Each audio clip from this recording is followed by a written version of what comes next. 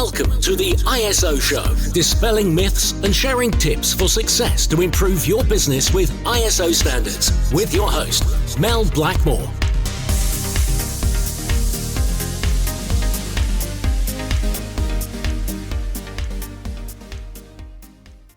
Hi, and welcome to the ISO Show. Thank you so much for joining me today. In the last episode, I explained about a new standard that's just recently been published in December 2023, and that is the new standard for carbon neutrality. So that's the Climate Change Management Transition to Net Zero Part 1 Carbon Neutrality. Now, in today's podcast, I'm going to be providing you with 10 reasons why your business should use this standard. And this is actually taken from BSI's recent publication on the new standard BS ISO 14068. So the 10 reasons to use BS ISO 14068 is number 1, climate action. Now, I was recently at the MX event in London a few weeks ago, and we had a lot of companies that visited our stand. So, and if any of you are listening to this podcast, it was great to meet you back at the Net Zero event in London. But one of the things that was common with all of the visitors to our stand was, they were looking for solutions to help to get to net zero, to achieve carbon neutrality, and to have some type of plan in place or a strategy to help them to do that. So this particular standard gives organisations a structured process for developing a detailed carbon neutrality plan, both with short and long-term targets. So it helps to give organisation an effective tool which helps to combat the climate emergency. So that's the number 1 reason. Number 2 is quality.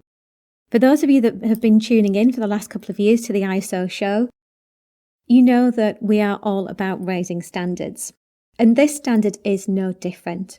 So from a quality perspective, it provides, in contrast to unsubstantiated claims of neutrality, it provides claims that are based on all greenhouse gas emissions, taking into consideration the life cycle approach, and this can only be made after the development of long-term planning with real GHG reductions in place. So it's not just about offsetting, it's about real reductions and removal to basically help to provide confidence and credibility to key stakeholders, which can only be made through using this claim of 14068. And it basically means it's a hell of a lot more meaningful. Number 3, credibility. So I just touched on credibility briefly, but use of this internationally recognised standard can likewise confer market benefits by increasing the credibility and verifiability of a product or an organisation's claim of carbon neutrality. So it's not just a case of you making it up and saying, yes, we're carbon neutral, not that I'm saying that you would, but it does provide that credibility because this standard has been developed by international technical committees that are subject matter experts across the globe. And you can't argue against that. This is a very clear specification. It's written in black and white, the do's and don'ts on carbon neutrality. So this helps to demonstrate to stakeholders that they can have increased confidence that claims are transparent and reliable, which hopefully will help to increase their loyalty to your organisation, if you've adopted compliance to 14068. The 4th reason is global recognition. Now, as you know, we've been talking about carbon standards for some time, and we've recorded a number on PAS 2060, the carbon neutrality standard. And I will be recording another podcast in early 2024 on the phasing out of PAS 2060. So ultimately, organisations have 2 years to make that transition to ISO 14068. But in terms of global recognition, 14068 provides a common set of criteria for measuring and reporting on carbon neutrality. So this ensures consistency across different organisations and industries, and it underpins easier comparisons for carbon neutrality efforts between entities, allowing stakeholders to assess and benchmark efforts. And it also supports global recognition for claims of carbon neutrality. So this basically provides a level playing field across industries and across countries across the globe. Number 5 is convenience. So one of the beauties of 14068 is that if you've already got other ISO standards in place, it does help. Okay, so this can help with either in other ISOs, like ISO 14064, for example, that's the carbon footprint verification standard, or other equivalent protocols. Number 6 is flexibility. So, as with other ISO standards, it can be used by organisations in both public and private sectors of any size and in any country across the globe. And it can be applied to either the entire organisation or to individual products. So that's what's interesting about this new standard. Number 7, responsibility. So the standard encourages organisations to take responsibility for minimising their own carbon footprint before paying third parties to offset their emissions. So I think there are a number of organisations that are keen to get to, carbon neutrality and that pathway to net zero, and they think that the solution is just paying some money and offsetting. Well, we know that that isn't a long-term solution. We know that reductions and removals are the way forward. So it helps to demonstrate that responsibility. Number 8, in terms of benefits, is cost effectiveness. So the standards hierarchy that I mentioned in the previous episode determines a pathway to carbon neutrality that prioritises emissions reductions. So these are often the most cost-effective way of reducing a carbon footprint, avoiding the need for potentially costly carbon credits.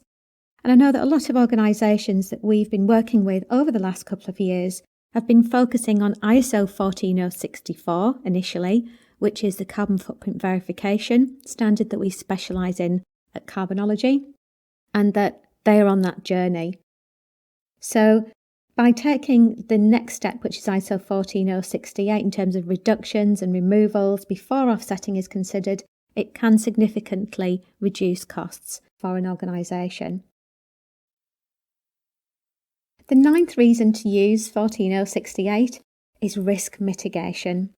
Now, as we know, a number of ISO standards help to reduce risk as well as add value to an organisation. But those adopting 14068 are going to be in a stronger position to manage current and emerging regulatory and market risks in relation to GHG emissions.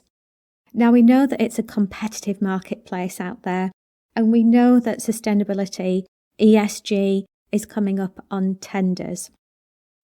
Now, we're also seeing with, for example, the CDP, Carbon Disclosure Project, that it's not enough just to state what your carbon emissions are and to state carbon neutrality. You have to be able to prove it. And it's becoming more and more apparent that there needs to be standards for that. And this is where risk mitigation comes in with 14068, is you've got that proven methodology that you can then demonstrate to those stakeholders. And last but not least, the 10th reason to use BS ISO 14068 is quite simply, it's going to give you a competitive advantage. So if you're going to be one of those early adopters that are the first to achieve verification to ISO 14068, you're definitely going to be ahead of the game. So from a competitiveness perspective, it demonstrates a commitment to climate action, to being one of the first, and it can also mitigate reputational risks and enhance your brand value. It can give you market access potentially, and also obviously give you opportunities to both win and retain valuable clients. So just to recap then on those 10 reasons to use BS ISO 14068, the new standard for carbon neutrality.